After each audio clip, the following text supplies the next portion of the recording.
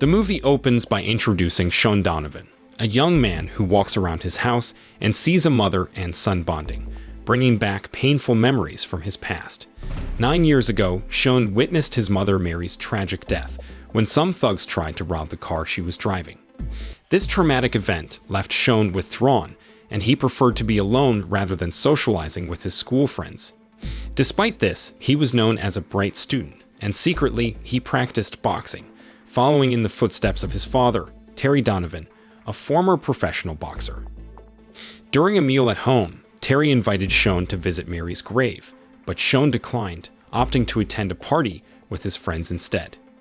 Terry was pleased to hear that his son, who had been quiet for a long time, had finally made friends. Later, Terry visited his wife's grave alone and expressed his sadness, apologizing for not visiting her grave more often due to his busy work schedule. He also spoke about Sean, noting how he had grown into a strong and intelligent young man, much like Mary. That evening, a drug dealer named Tony and his henchmen confronted a woman to demand payment for a debt. When the woman refused, Tony started getting aggressive. Suddenly, Sean, dressed in all black, appeared out of nowhere, giving them a piercing look. Tony didn't like Sean's gaze, and he and his gang wasted no time attacking Sean, thinking he was just a young, weak guy. But Sean lost his patience and fought back, taking down the thugs and even using Tony's own gun against him. The following day, Detective Teresa Ames arrived at the courthouse for the trial of Larry Childs, a murder suspect she had arrested previously. In the courtroom, Larry appeared calm and smiled when he saw Teresa attending. He mentioned that his lawyer had bribed the judge to secure a lenient sentence. Teresa felt frustrated by how easily the legal system in her country could be manipulated by individuals like Larry. When the trial began, the judge surprisingly didn't announce the final verdict in Larry's case, even though it was expected. After the trial, Teresa returned to her office, and her colleague Gary informed her about the murder case of Tony, who had been shot on the roadside. Teresa also noticed Sean using a police computer and interacting with fellow officers, including Bill Baldwin. That night, still at the office, Teresa found Sean there and asked him about his presence. She had recently been promoted and transferred to the police station, unaware that Sean had permission from Billy to visit whenever he wanted. After Sean briefly explained his reason for being at the station, he left. Teresa later came across a file Sean had been searching for online, which contained information about a deadly poison called triceleron. A while later, as Teresa headed to her car to leave, she discovered a flat tire, making it challenging for her to change. Fortunately, Sean noticed and offered to help. During this encounter, they finally introduced themselves. Sean was already familiar with Teresa because of the high-profile murder case involving Larry that had received extensive media coverage. After Sean fixed her flat tire, Teresa offered him a ride as a thank you gesture, but he declined and opted to take the train home instead. Returning home from work, Terry approached Sean in the basement where his son was practicing boxing. Terry, believing Sean needed improvement in boxing, tried to teach him some techniques for defense and attack. However, Sean felt uncomfortable with his father's coaching and decided to end his training for the day, heading back to his room. That night, as Sean prepared to sleep, memories of his past resurfaced, reminding him of how Terry used to frequently get drunk and mistreat Mary harshly. Sean, who was still a child at the time, couldn't do anything to protect his mother from the abuse she endured. The next day, while Teresa and Gary were working on the Tony murder case, they struggled to find evidence and witnesses related to the night of the murder. During their conversation, Teresa expressed her curiosity about Sean's situation and asked Gary why Sean had unrestricted access to the police station. Gary then recounted the tragic events of 9 years ago, when Sean had to witness his mother's murder. Since then, Billy had granted Sean permission to visit the police station whenever he wished, and he had provided a description of the person responsible for Mary's death. At that moment, Sean was looking into the criminal record of a man named Joe on Billy's computer database. Later, Teresa approached Sean to thank him for his help the previous night and offered assistance in investigating Mary's murder from 9 years ago. Sean declined the offer, expressing his preference for working alone rather than relying on the police.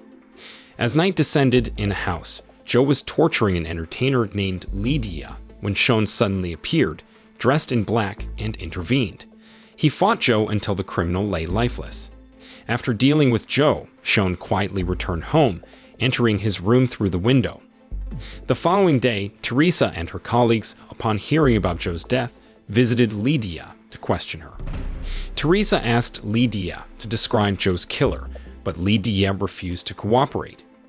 She believed that the assailant had saved her from Joe's cruelty and argued that if the perpetrator hadn't intervened, Joe would have killed her the previous night. Later, Teresa went to the autopsy room to inquire about triceleron, the deadly poison linked to Joe's murder. The forensic doctor explained that triceleron was a highly dangerous poison not readily available on the market. It was notorious for causing a chemical reaction in the victim's throat, making them feel as if they were choking before succumbing to death. This information led Teresa to become suspicious of Sean, who had been researching this lethal substance. On another occasion, Teresa decided to investigate Sean further. She invited him for a walk and treated him to Chinese food at a restaurant. When a waiter insulted Sean, he responded fluently in Chinese, surprising everyone present, before choosing to leave the restaurant. Outside, Teresa asked Sean how he had learned Chinese, and he explained that Mary had encouraged him to start with the most challenging language if he wanted to master many languages. As a result, he had also become proficient in Japanese and had a basic understanding of Spanish. Impressed by Sean's language skills, Teresa advised him to come to terms with his past and his mother's loss, emphasizing that he had great potential. Instead of heeding her advice, Sean inquired about what he should do if he found his mother's killer. Teresa urged him to report it to the police and let them handle the case. Sean chuckled in disbelief, pointing out how easily the country's laws could be manipulated by those with wealth. Teresa couldn't deny the truth and asked Sean about his reason for researching triceleron. Sean lied, claiming it was for a school project. On the evening, at a bar, Teresa and her fellow police officers gathered to celebrate Billy's retirement from the force. Amidst the laughter and cheers, Teresa approached Billy and inquired about his decision to let Sean use the police computer at the station. However, Billy, clearly intoxicated from the drinks, didn't respond to Teresa's question. Instead, he urged her to stay away from Sean. After the festivities, Teresa boarded the subway for her journey home. In another train carriage, a disruptive drunkard was provoking passengers to fight him. Suddenly, Sean appeared, dressed in dark clothing with his face concealed by black ink to avoid detection. Speaking in Chinese, he politely asked a young Asian boy to move his mother and sibling to a different carriage, not wanting them to witness the upcoming confrontation. With his request made, Sean confronted the drunkard. Upon receiving information about the situation, Teresa attempted to apprehend Sean. However, he swiftly exited the train when it stopped at a station, managing to evade her grasp. As was his custom, Sean discreetly returned home through his bedroom window. The next day, Terry woke up Sean, and together they hopped into a fancy car for a special outing to celebrate Sean's birthday at a restaurant owned by Terry's friend. Upon arriving at the restaurant, Terry shared with Sean how he and Mary used to frequent this place when they were dating. While they were chatting, Terry's friend Irene arrived and affectionately called Terry Rocky, a nickname from his boxing days. Irene mentioned she still had some old photos of Terry and his pals in the back room, which got Terry excited. He went to check out the nostalgic pictures while Irene chatted with Sean. Irene revealed that Terry had been a promising professional boxer, but his career had ended because he got mixed up with some troublemakers on the streets. Instead of boxing, Terry found himself in street fights more often. Before heading home, Terry took Sean to the spot where Mary had tragically passed away and urged his son to put the painful incident behind him, because Terry didn't want Sean to spend his youth dwelling in constant sorrow. On another day, Teresa visited Billy at his house once again, seeking clarity about how Sean could easily come to the police station. Finally, Billy recounted the events from 9 years ago, when Terry and Sean had come to the police station to report Mary's death in a car robbery. Billy had shown Sean a lineup of photos of potential suspects, and Sean had pointed out Larry as one of the attackers.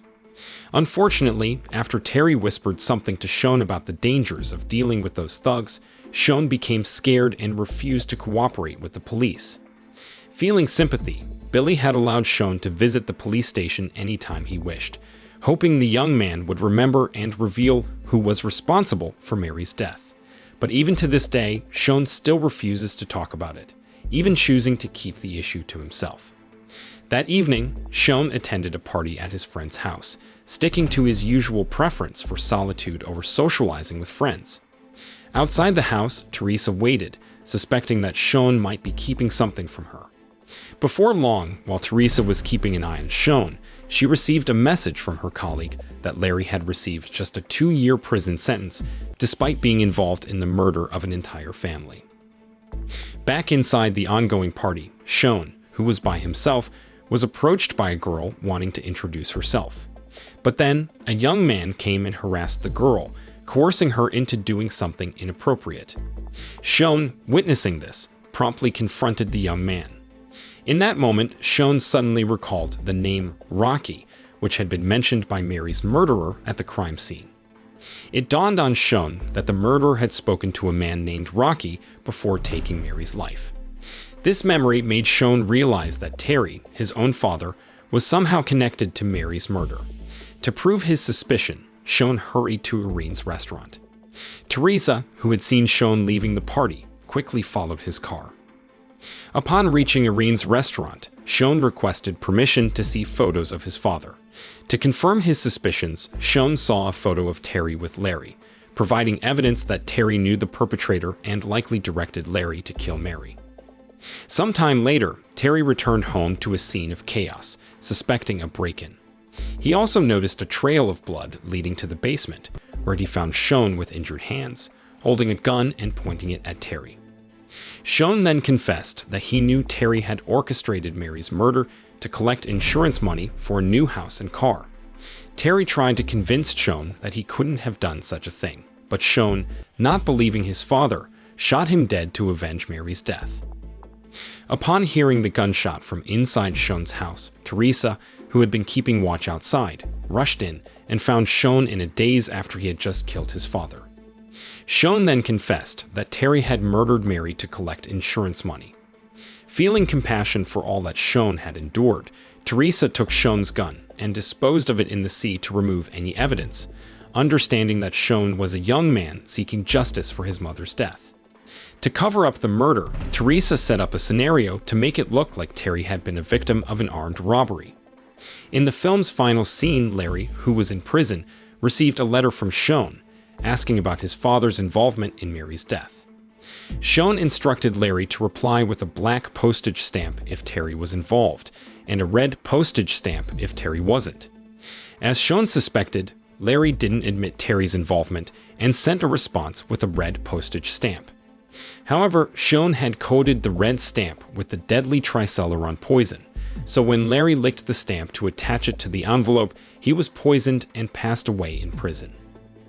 Moral lesson from the story: when you receive both black and red stamps, never attempt to taste the flavor of these stamps, because they don't refer to chocolate and strawberry, but rather to the deadly triceleron flavor.